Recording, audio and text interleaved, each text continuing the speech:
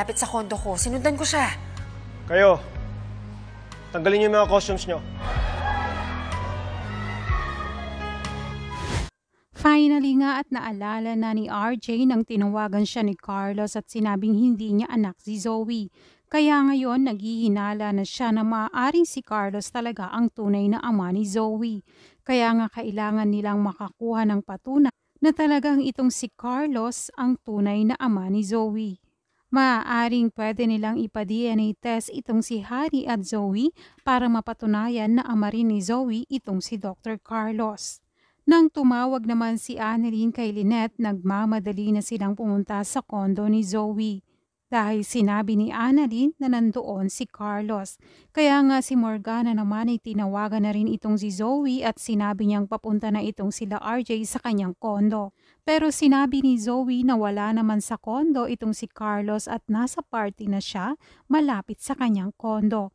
Natawagan na rin nga ni Morgana itong si Gilbert para unahan na itong mga pulis para maitago pa rin ng sikretong si Carlos ang tunay na ama ni Zoe. Sa party naman ay nakatawag na ng pulis sila Annalyn at nasundan na rin si Zoe at Carlos.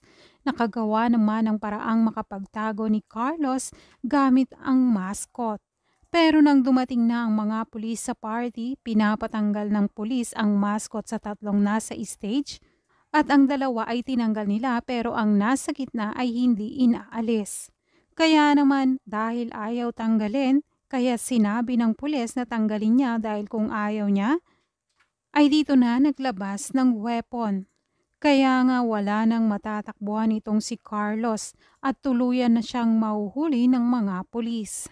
Magugulat nga ang lahat kapag tinanggal na ni Carlos ang mascot niya. Pero maaaring maunahan na naman ni Gilbert itong si Carlos. Pero maaaring madala pa sa ospital si Carlos.